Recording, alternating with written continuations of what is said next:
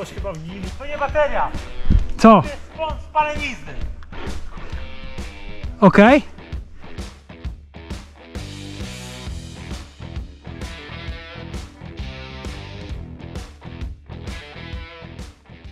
Witam wszystkich z tej strony Ulat. Jest dzisiaj sobota, więc jak zawsze nagrywamy filmy, bo po to jest sobota, przynajmniej w moim przypadku. I czym się zajmujemy? Jak łatwo się domyślić, obraz mamy serwisowy, czyli zajmujemy się dzisiaj częściami, zabawkami w środku, kompatybilnością, ogólnie rzeczami serwisowymi, tym czym zajmuję się zazwyczaj w tym pomieszczeniu. Jest to ten mały mój pokoik w domu, który zaadaptowałem w całości na warsztat i powoli przestaje się mieścić.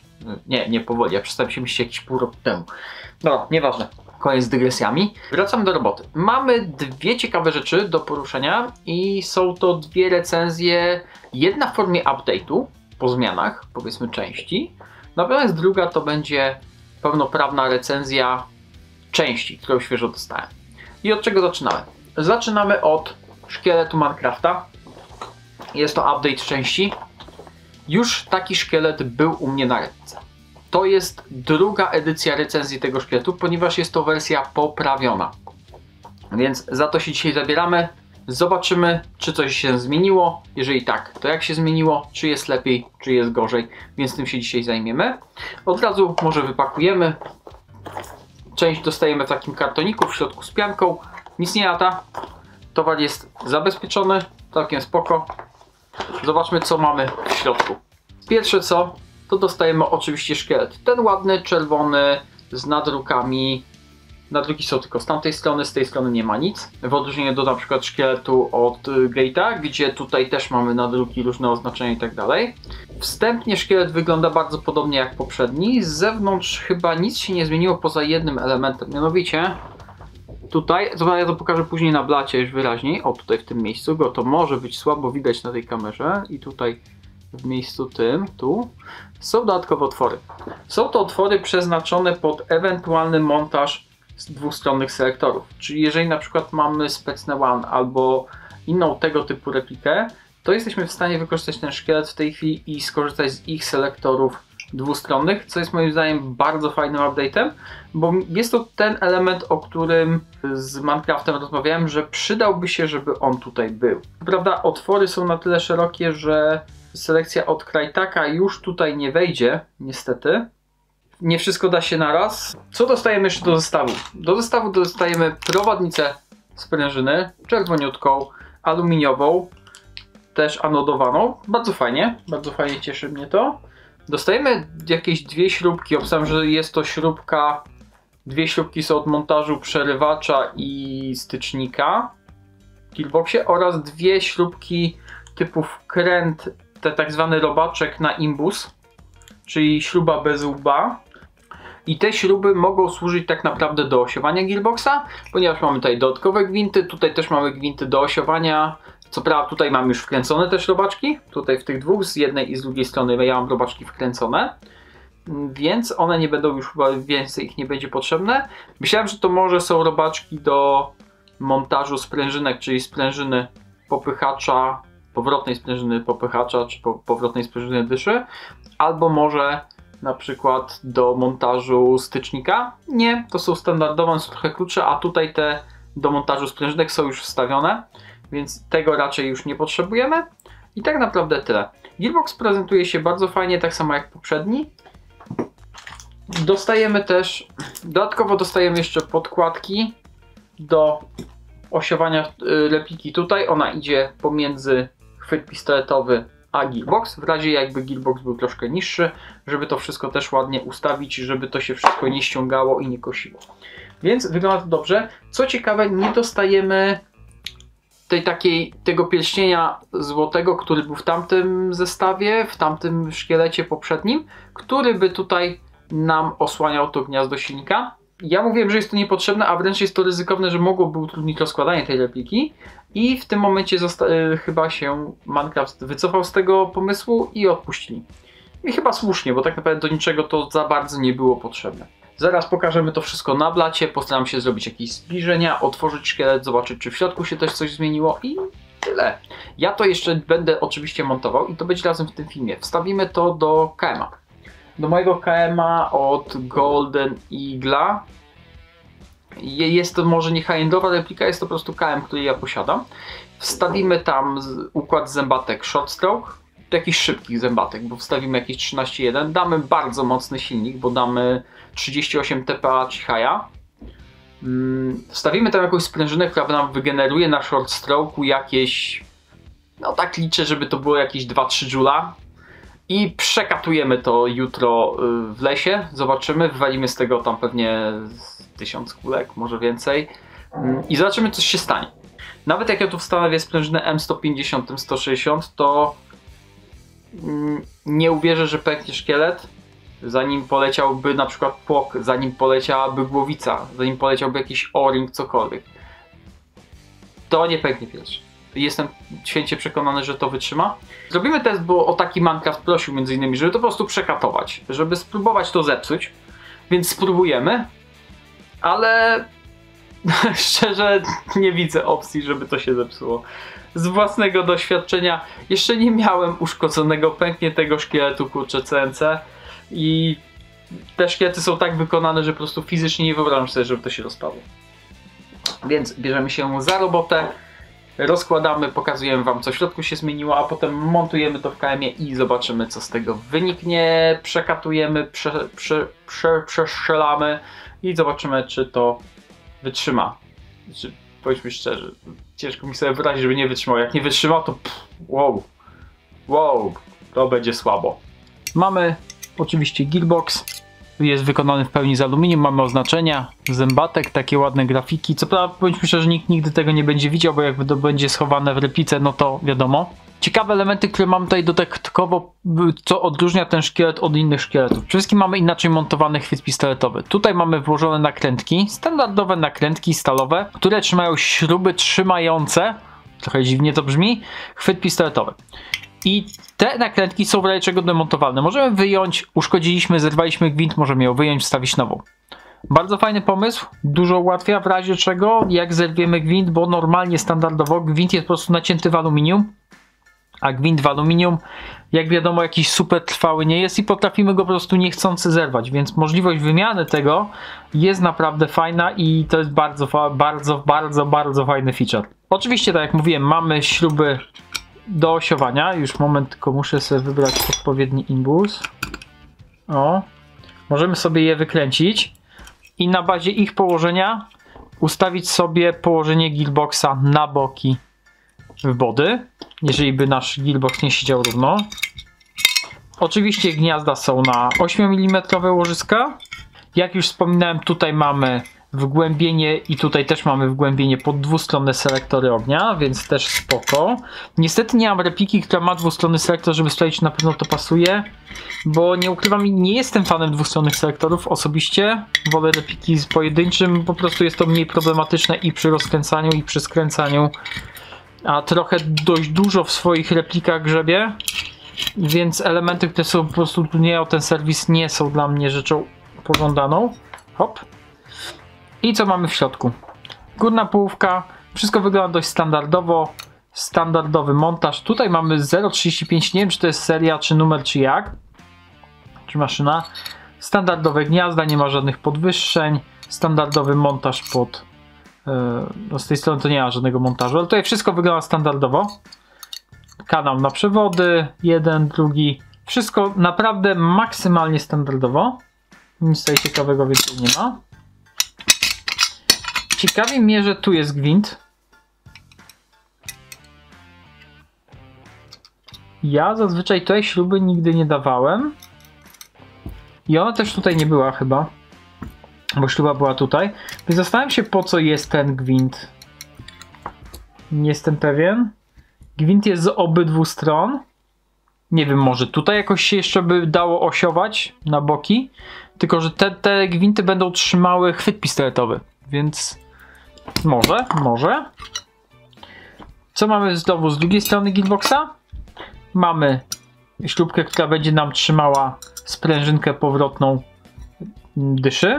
Co prawda tutaj zwracam uwagę, że ta śruba, która jest od osiowania, jest na tyle długa, że ona wystaje aż tutaj mocno do środka.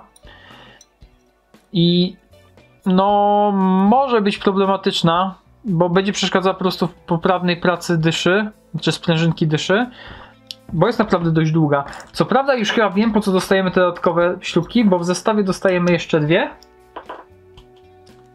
ale one są mniejszej średnicy, więc to nie to.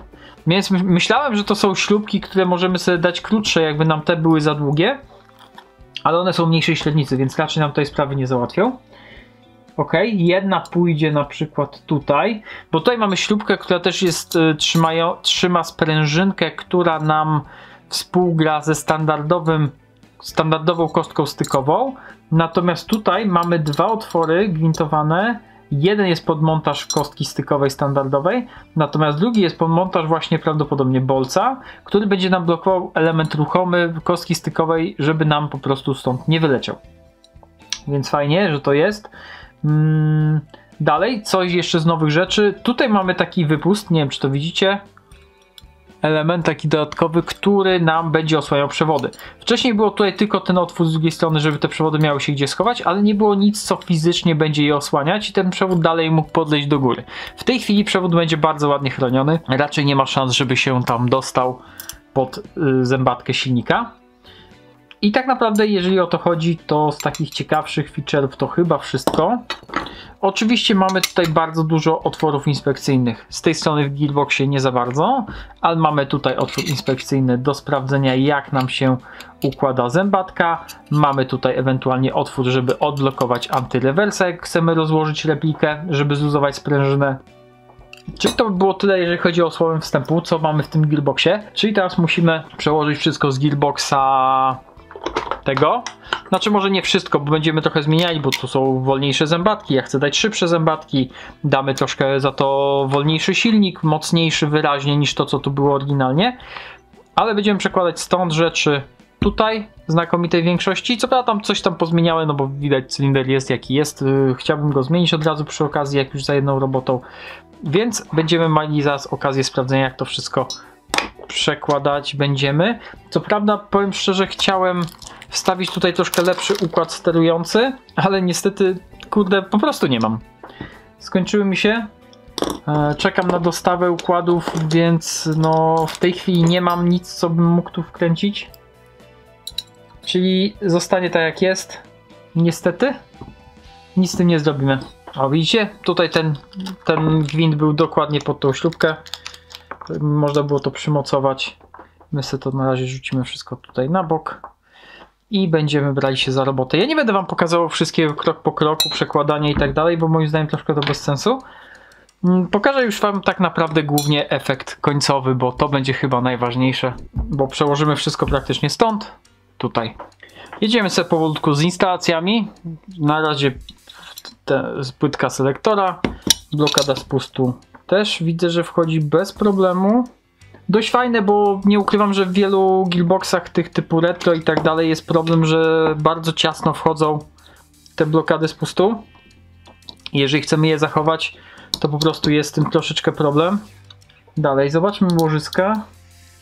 Łożyska standardowe 8 wchodzą palcem na wcisk, więc też dobrze. Nie są zbyt ciasno, bo z gearboxami, którymi retro miałem problem, że nie chciały wchodzić. Tak, nawet troszkę za luźno, więc pewnie będzie trzeba je wkleić. Gdzieś coś nie do końca spust nam wsiada, jak jest luźno. Zaraz zobaczymy, jak będzie, jak zamknę gearbox.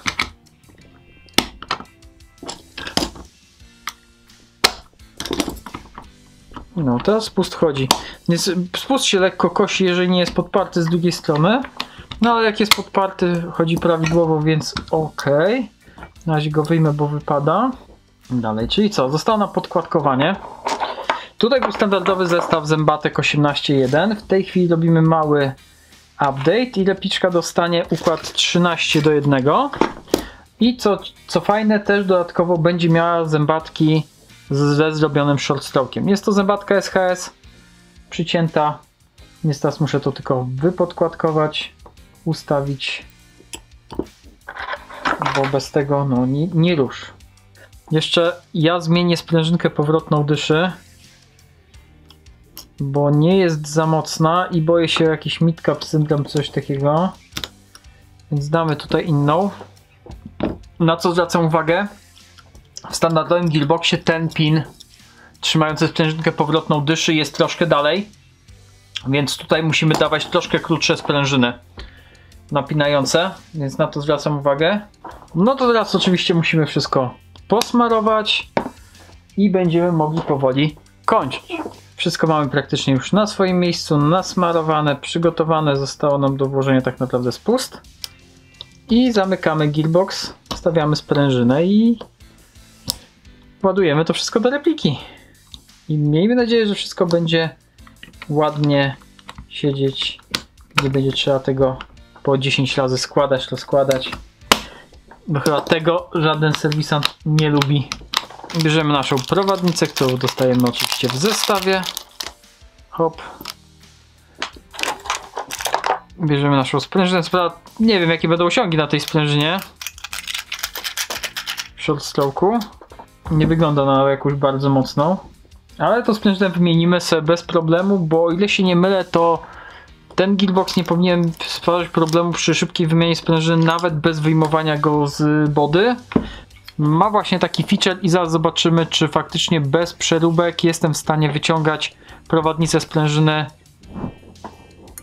z gearboxa bez wyjmowania go z body.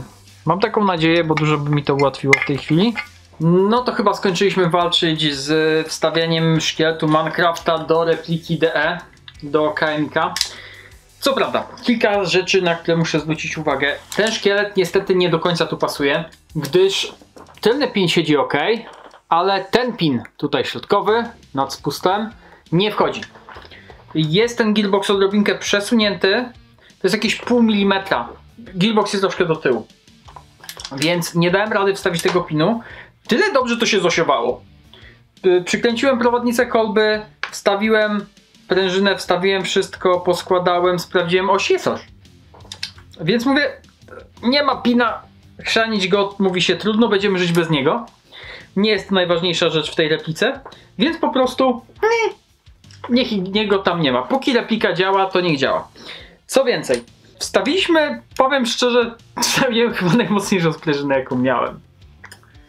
Bo tutaj jest short stroke, zrobiliśmy short stroke, zębatki daliśmy 13.1, ale daliśmy do tego bardzo mocny silnik, bo daliśmy silnik 38 TPH, 15 000 prędkości, więc to jest bardzo mocny silnik.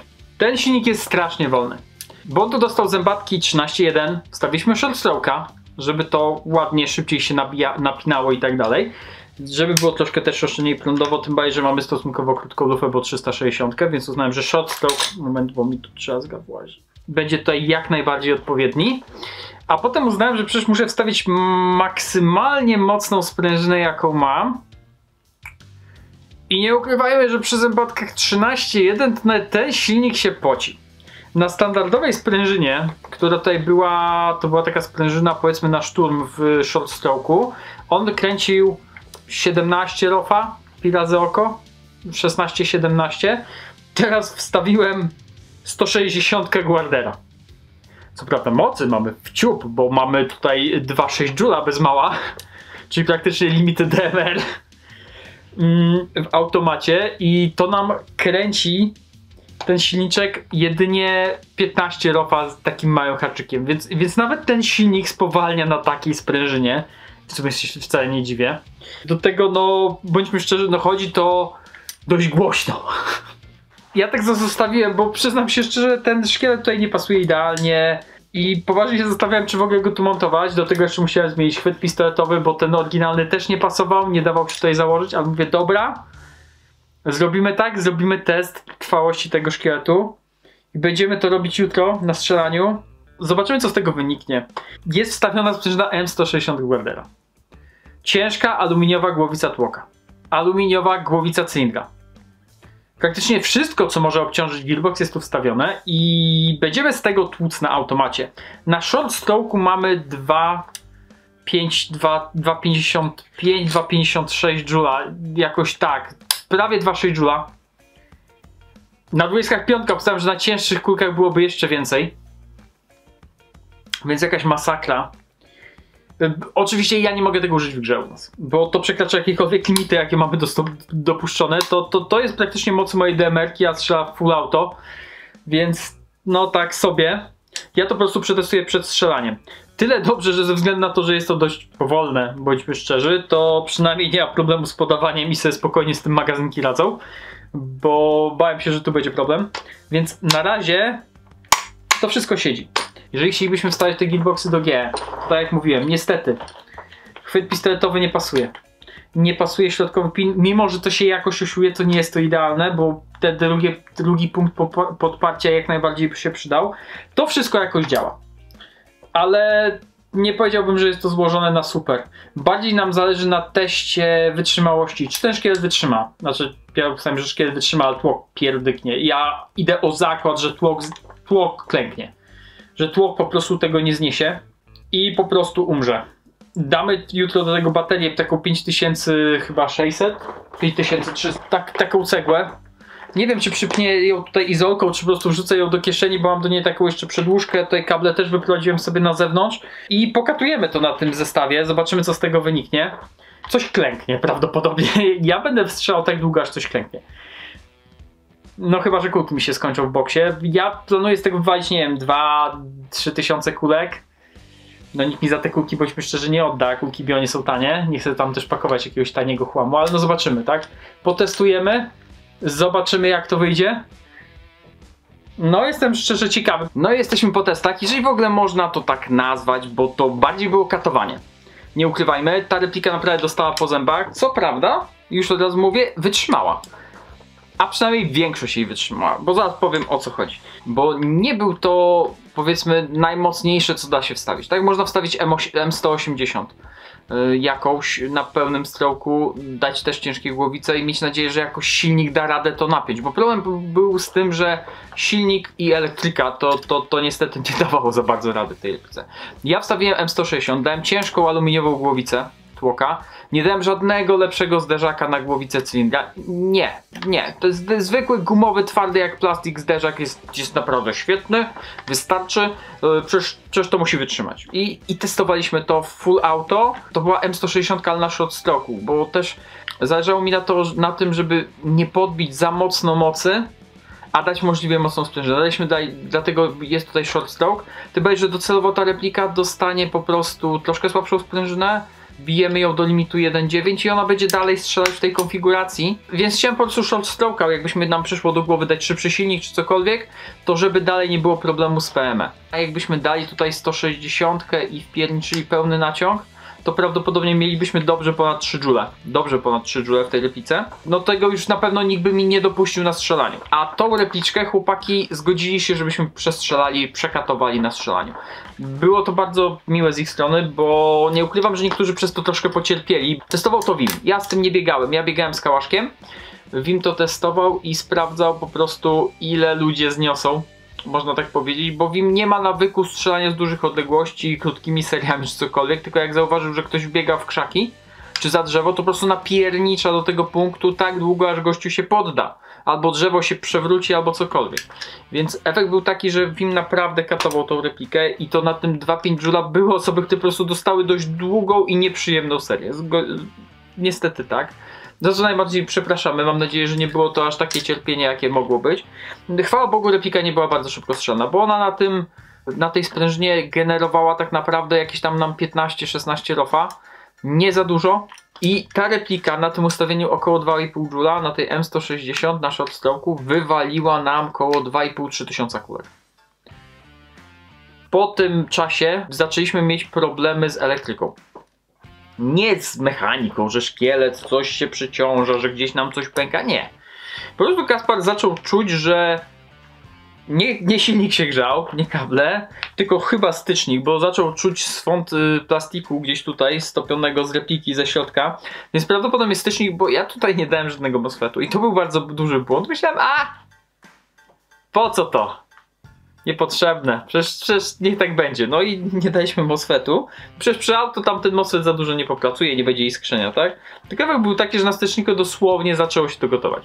I niestety po drugiej rundzie strzelania niedzielnego uznaliśmy, że wstawiamy tutaj troszkę słabszą sprężynę, którą ja miałem ze sobą. Czyli wstawiliśmy zamiast M160 M135, M140. Nie jestem pewien, co to dokładnie było. To była sprężyna, która dała nam tu między 2 a 2,1 Joula. 2.05, 2.04, 2.06, gdzieś tam w tej okolicy. Więc wstawiliśmy tą sprężynkę. Od razu Kaspar mówi, że poprawiła się dużo celność repliki, bo nie ukrywajmy, tutaj były lekkie kulki, po prostu ze względu na budżet, nie ukrywajmy, bo jakbyśmy wrzucili tutaj 40 czy 36 i walili tym na auto 3000 kulek, to po prostu by ten koszt był potężny, więc tutaj poszły dość tanie kulki, niedrogie i przy takiej mocy 2,5 Joula, niestety ta replika rozrzucała je we wszystkie możliwe kierunki. I mówił, że jest masakra, że on strzela w jeden punkt i trafia wszystko wokoło.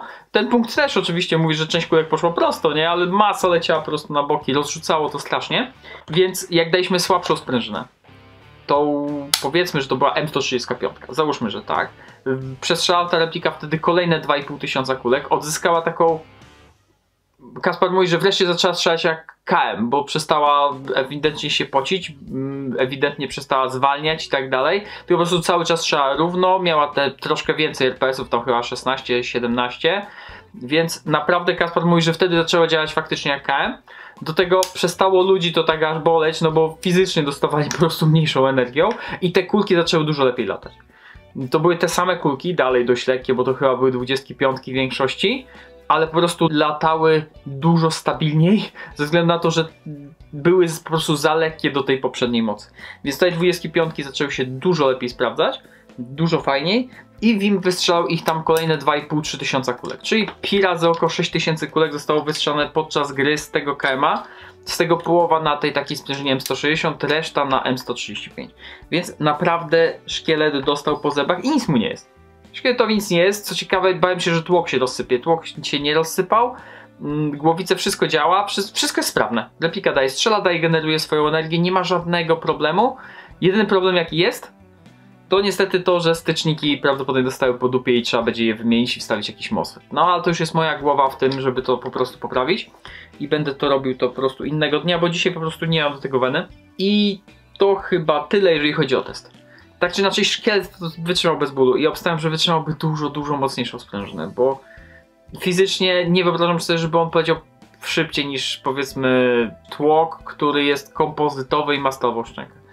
Bo z tego kompozytowego tłoka tą szczękę po prostu można wyrwać, tak? I to tylko kompozyt go trzyma, więc autentycznie ten szkielet będzie od tego mocniejszy. I to chyba tyle, takim słowem podsumowania. Ja jestem trochę w szoku, bo naprawdę obstawiałem, że coś więcej się popsuje, a tutaj tylko i wyłącznie był problem ze stykami, które po prostu zaczęły się gotować. No to jest mój błąd, to jest moja wina niestety, bo powinienem od razu wstawić tutaj MOSFET, choćby jakiś najprostszy, cokolwiek, żeby napięcie szło bezpośrednio do silnika, żeby nie było tego słabego elementu, którym są styki. No moja skucha, tak? Prawdopodobnie mielibyśmy wtedy też troszkę więcej RPS-ów, troszkę bardziej moglibyśmy to pokatować. Tak czy inaczej cały dzień katowania na M160 dla szkieletu żaden problem. W tym kończymy ten film. Jeżeli macie jakieś pytania, chcielibyście coś dopytać, coś się dowiedzieć, to jak najbardziej zapraszam do komentarzy. Ja zawsze postaram się tam odpowiedzieć, uzupełnić. Może Minecraft też coś uzupełni, jeżeli byśmy chcieli zapytać coś o szkielet. A na tą chwilę kończymy, więc ja bardzo dziękuję Minecraftowi za szkielecik do testów, żebyśmy go zepsuli, bo i zakładali, że my go zepsujemy, tak? No, na razie się nie udało, ale będziemy próbować, bo ta replika dalej będzie strzelać na tym szkielecie. Jak poleci, to będziecie wiedzieć. Dziękuję też wszystkim za oglądanie, dziękuję patronom za wsparcie i do zobaczenia ponownie.